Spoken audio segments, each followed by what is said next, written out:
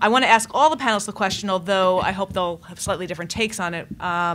Basically, for Chris Kane, the question is more to what extent should these principles apply to the private sector?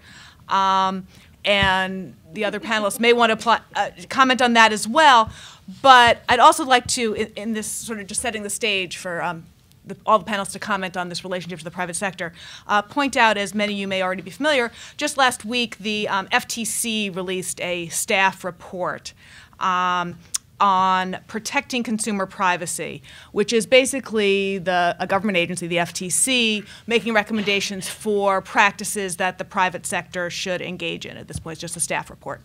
But it has a lot of similarities, really, to these good practices that we recommend and that so many others in the privacy advocacy field do recommend. And I just want to read a little bit here, and so if panelists choose, they can instead sort of comment on to what extent they think private companies and or government actors are already doing these, if there's some areas in this sort of list that are better right now, we have closer to the best practices right now, and others where there's more room for improvement.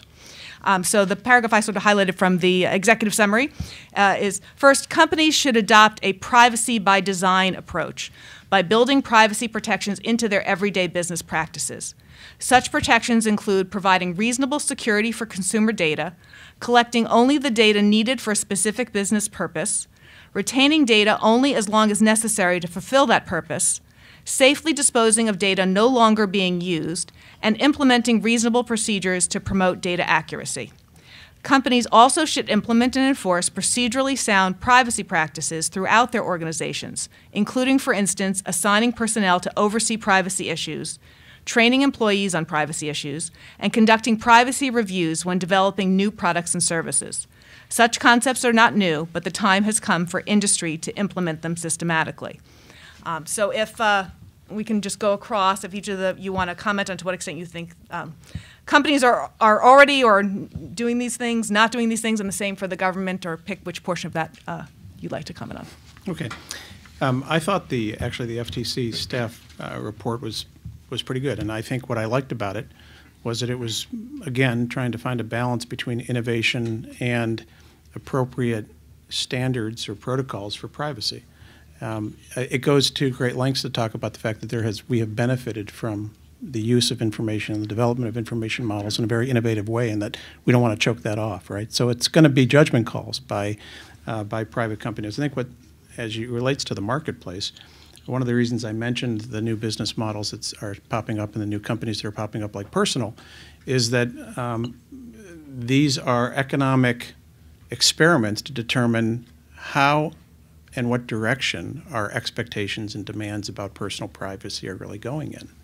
And so I think that's a little bit about the innovation that the FTC is talking about, right? I mean, here's a company who's established itself around injecting concepts of ownership, right, personalization, autonomy, and choice into a market model where many others do not, right? Many others talk about you don't own your data, they own your data, right?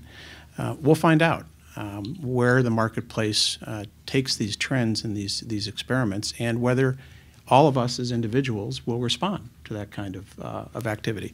I think I hope that the FTC, as it continues to collect comments on its draft, continues to co-weight the respect for privacy element that's very important and the advantage of innovation in its balance.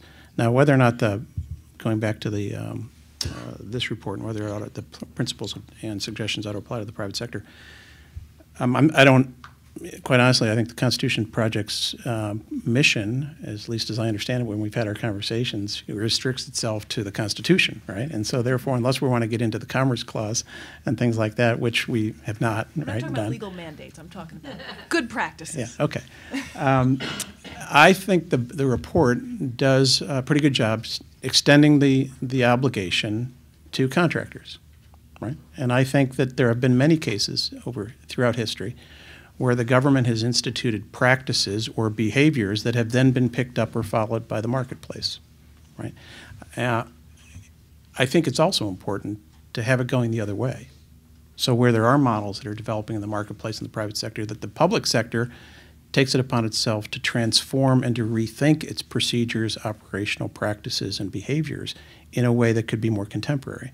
And I would hope that the Civil Liberties and Oversight Board, Privacy and Civil Liberties Oversight Board, would end up being a reservoir, at least a gating channel for best practices that are going on in the marketplace and bring them into government.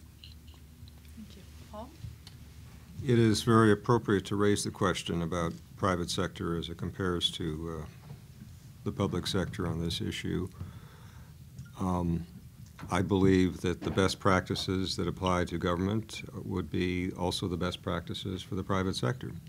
Why do we single out government in particular on something like this discussion, this report, going beyond just the self-proclaimed charter of the Constitution project?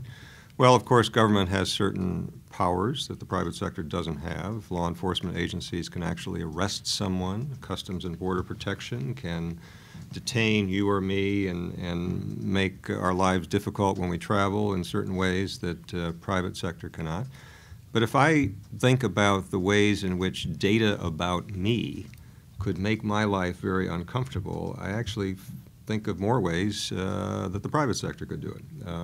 Data about my finances, or if misuse was made of my private email, into things where the government is not involved at all. My life could be made a lot more comfortable than anything the FBI or CBP or the intelligence community could do. So I think it's a very appropriate question. I obviously am not knowledgeable about what the private sector is doing now. Thank you. Jim? Paul's point about government power, I think, is well taken.